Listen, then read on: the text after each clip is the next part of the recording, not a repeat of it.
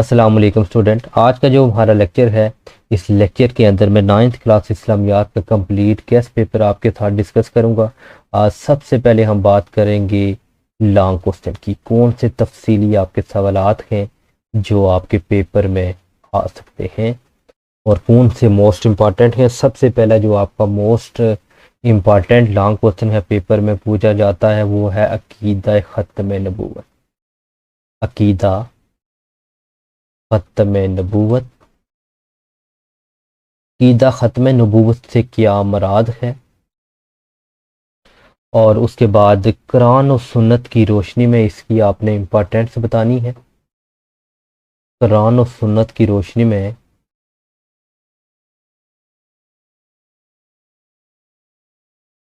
میں اس کی آپ نے امپارٹینس بتانی ہے، اور جو آپ کے عقیدے پہ پختہ ایمان ہے، عقیدہ پختہ ایمان، عقیدے پر پختہ ایمان اور جو عملی زندگی میں کیا اثرات، عملی زندگی میں جو آپ کے اثرات ہیں وہ آپ نے تحریر کرنے، یہ آپ کا کوسچن ہے۔ اور اس کے بعد نیکسٹ کوسچن کی بات کریں، کوسچن نمبر 2 جو پیپر میں پوچھا جاتا ہے وہ ہے عقیدہ توحید کی اقسام۔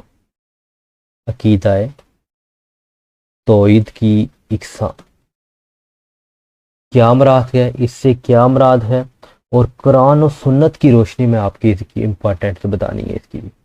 اور اس کے بعد آپ کے پاس نیکسٹ کوسچن جو پوچھا جاتا ہے وہ ہے قرآن و سنت کی روشنی میں، قرآن و سنت کی روشنی میں یہ جو آپ کے پاس حسد ہے اور اس کے بعد رشک ہے، اس کے معنی آپ نے ایک معنی بتانے ہیں، اس کا مفہوم بتانا، مفہوم، اور اس کے نقصانات بھی آپ نے بتانے ہیں کہ اس کے کیا نقصانات ہیں۔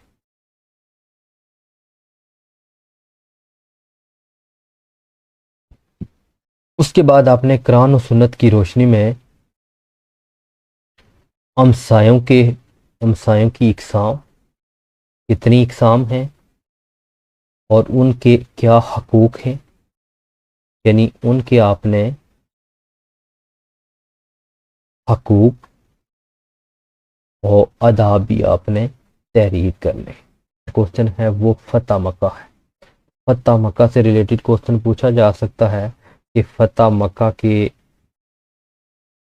موقع پر جو آپ کا ہے اسود مبارک ہے، اس کے قائم عملی زندگیوں میں کیسے ہم سبق حاصل کر سکتے ہیں، ان کی جو عملی زندگی تھی اس میں سے ہم کیسے سبق حاصل کر سکتے ہیں، یہ آپ نے دیکھنا۔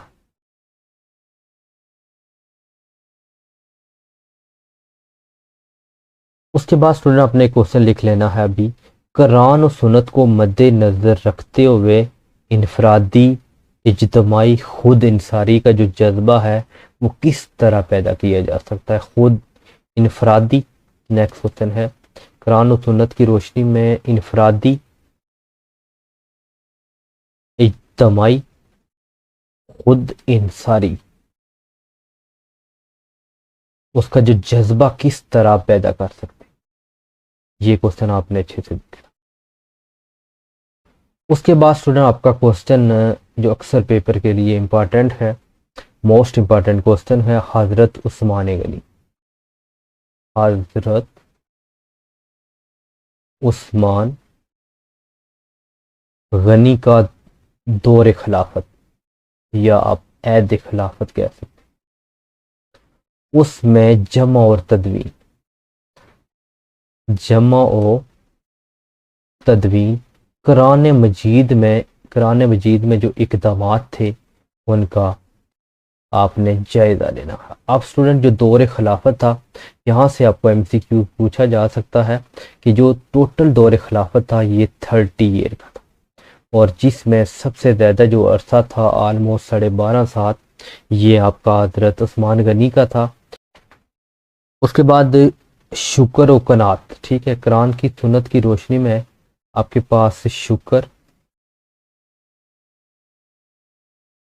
قنات کی آپ نے اہمیت بتانی ہے، اس کی کیا اہمیت ہے، اس کی آپ نے فوائد آپ نے تفصیل سے تحریر کرنے۔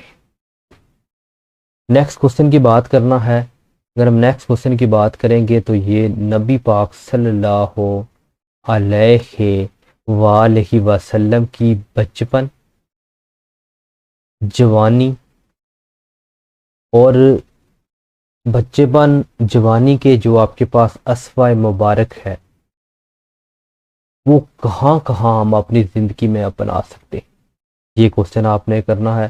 اور اس کے بعد جو لاسٹ کوشچن ہے آپ کا لانگ کوشچن کا، حضرت نظام الدین، حضرت نظام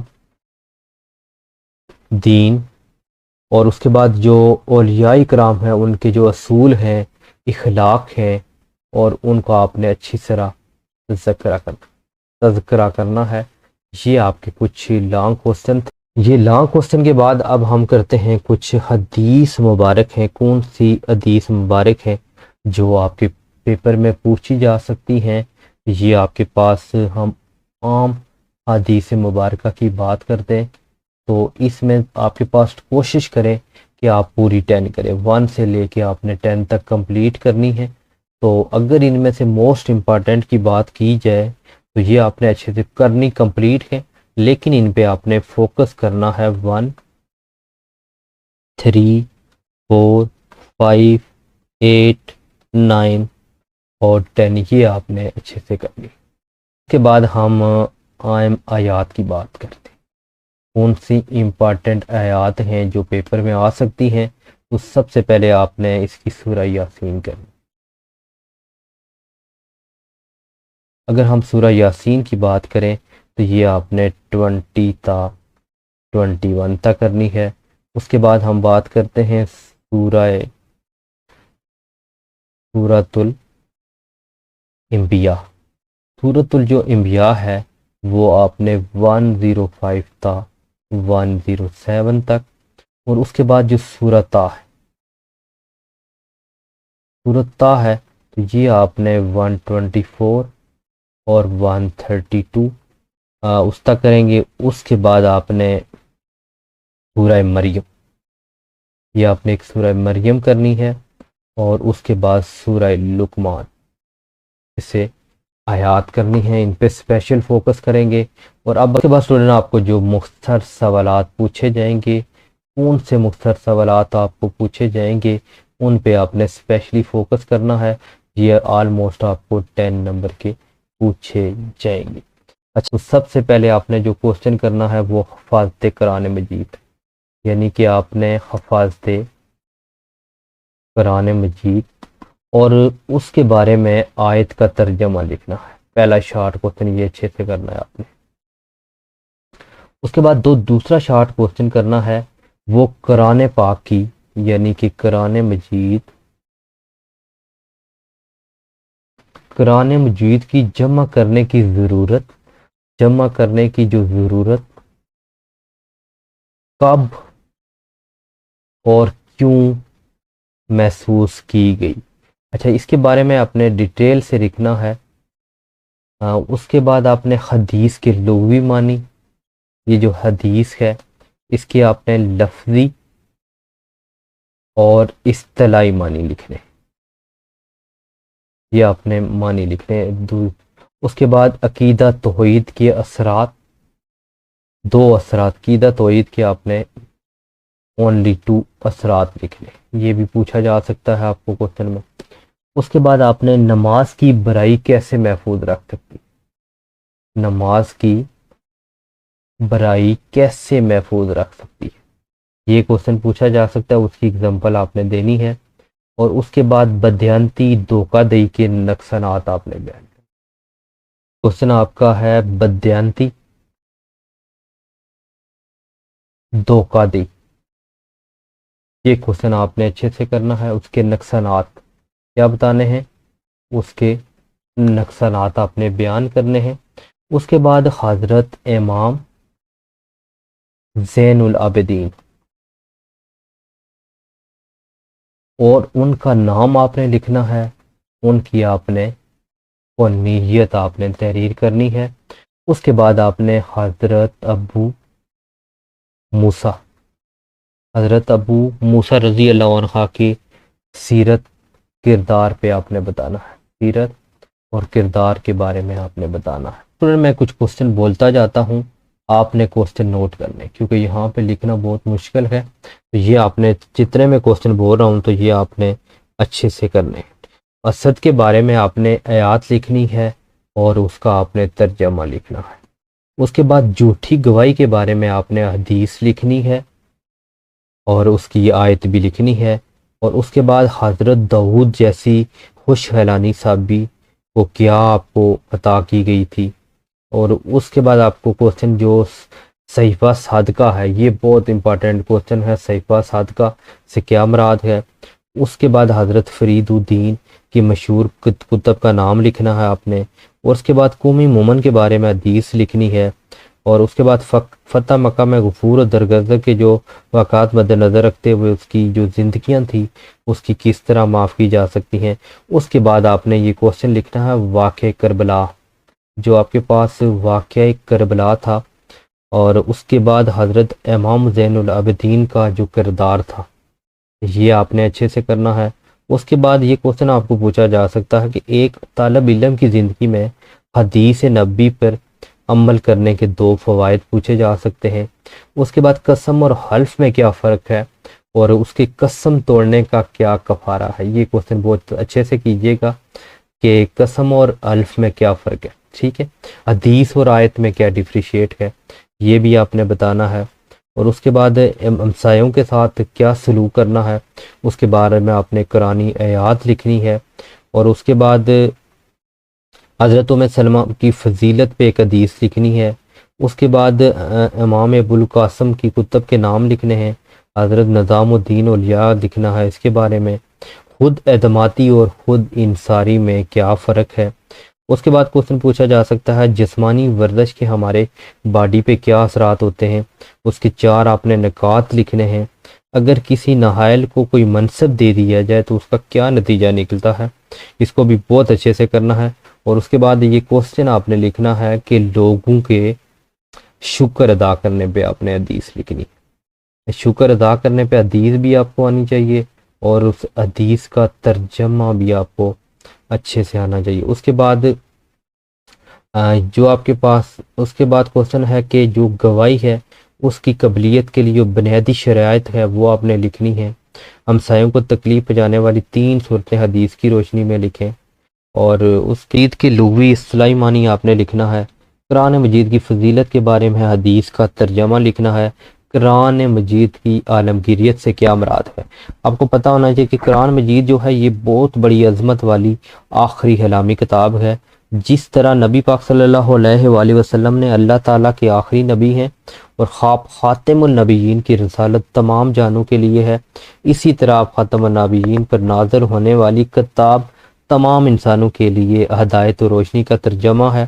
اور اسے قرآن مجید یعنی کہ انہیں قیامت تک کے انسانوں کے لیے رہنمائی کا ذریعہ تھا۔ یہ قرآن مجید کی عالمگیریت تھی۔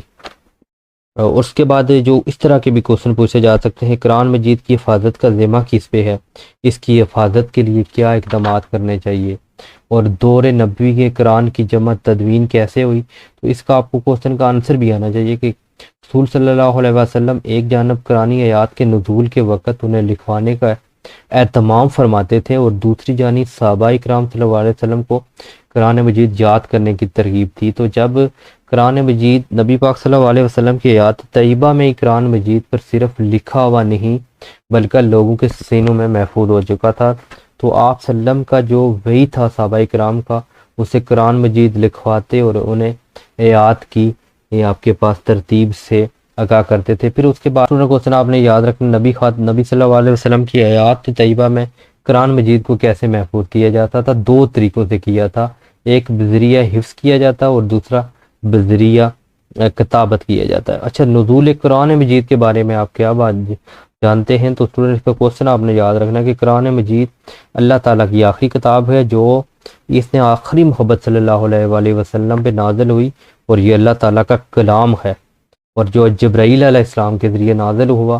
یہ یاد ہے قرآن مجید کا معجزہ کیا ہے، اور اعجاز قرآن سے کیا مراد ہے، یہ آپ کو اچھے نہیں چاہیے۔ پہلی مرتبہ مکمل قرآن کب لکھا گیا، یہ کوشچن بھی پوچھا جا سکتا ہے کہ نبی اس کا آنسر ہے۔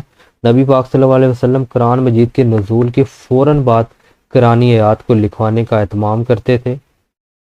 نبی پاک صلی اللہ علیہ وآلہ وسلم کی حیات طیبہ میں قرآن مجید لکھا جا چکا تھا، اور یوں قرآن مجید کے مکمل حفظ ہونے کے ساتھ مختلف جگہوں پہ لکھا ہوا موجود تھا۔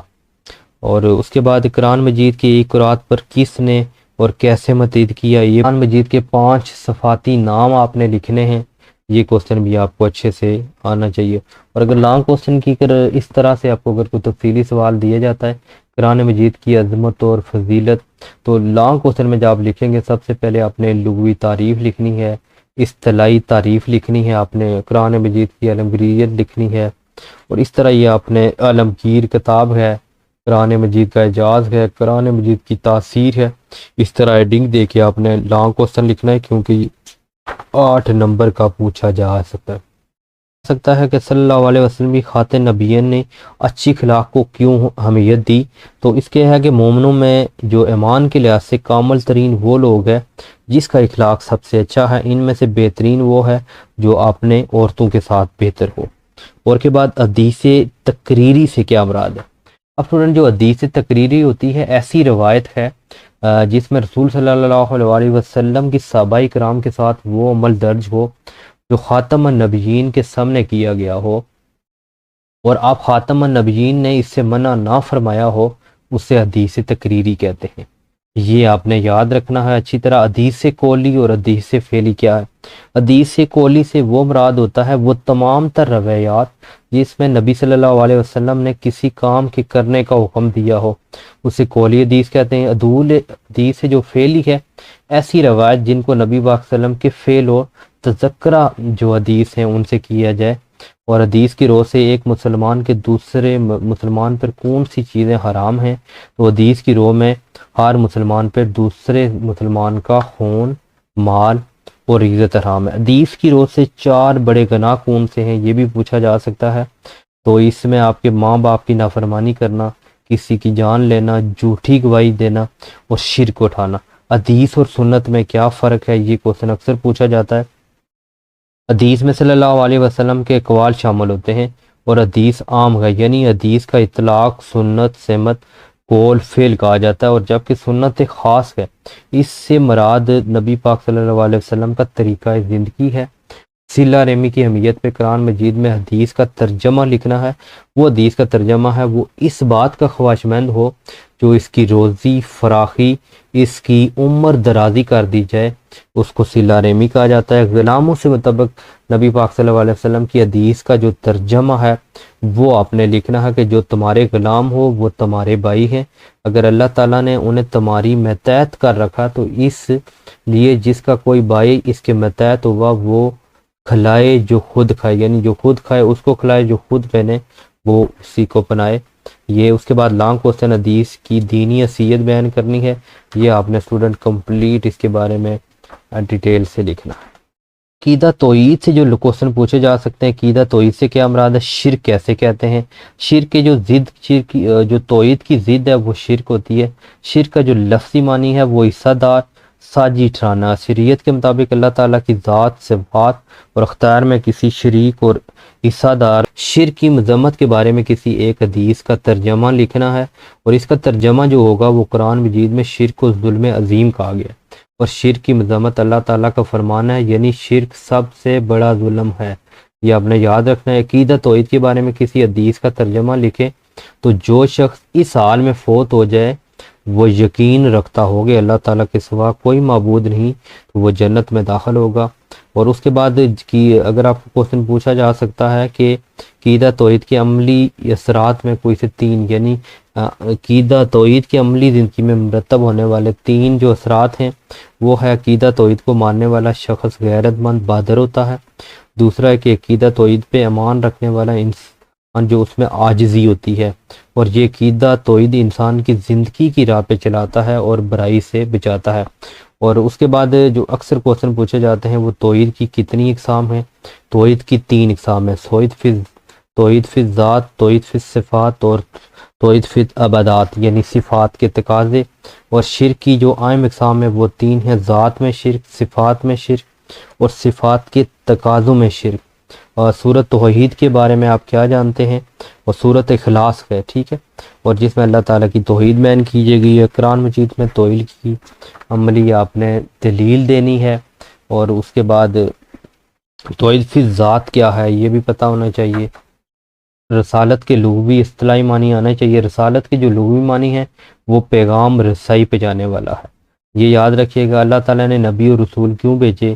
اور ختم نبوت پہ آیت کا ترجمہ آپ نے لکھنا ہے، تو اس کا ترجمہ جو ہے وہ نہیں ہے محمد صلی اللہ علیہ وسلم تمہارے مردوں میں کسی کے باپ، لیکن وہ اللہ تعالیٰ کے رسول اور ختم النبیین ہیں۔ اور اس کے بعد جو کوشچن ہے ختم نبوت سے کہ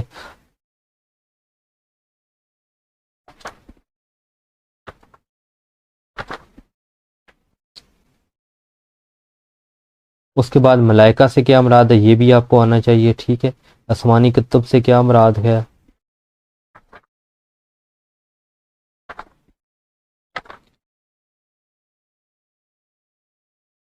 اس کے بعد نماز کی فریضت پہ کوئی سی ایک حدیث لکھنی ہے کہ اس کی حدیث کا جو ترجمہ لکھیں، بے شک نماز مومنوں پہ مقرر۔ کچھ موسٹ امپورٹنٹ کوشچن ہیں وہ آپ ذرا دیکھ لیجئے گا۔ قرآن مجید کے اعجاز تحریر کرنے، قرآن مجید کے آپ نے اعجاز تحریر کرنے ہیں۔ اس کے بعد روزے کا معنی مفہوم تحریر کریں۔ نبی پاک صلی اللہ علیہ وسلم کے مکہ کے پر بیت اللہ میں پہنچ کر کیا تحریر کریں۔ غزوہ حنین کے بارے میں لکھنا کہ غزوہ حنین میں آپ صلی اللہ علیہ وسلم کی کس بات کا پتہ چلتا ہے۔ ام الوفود سن اور کیوں کہا جاتا ہے غم کا سال۔ اور اس کے بعد نبی پاک صلی اللہ علیہ وسلم کی جو ابتدائی زندگی تھی جن میں پیش آنے والی 2 آزمائشوں کا ذکر کرنا ہے۔ اور اس کے بعد نبی پاک صلی اللہ علیہ وآلہ وسلم کی رات کی نماز کی 2 بڑی خوبیاں بتانی ہیں، سخاوت کا اظہار اور مفہوم بتانا ہے۔ اور اس کے بعد کوشچن تھے جو موسٹ امپارٹنٹ ہیں۔ امید ہے کہ ہمارا لیکچر پسند آیا ہوگا۔ پھر بھی کسی قسم کا ایشو ہے ضرور کمنٹ سیکشن میں کمنٹ کیجیے گا۔ ملتے ہیں نیکسٹ لیکچر میں، تب تک کے لیے اجازت دیجیے۔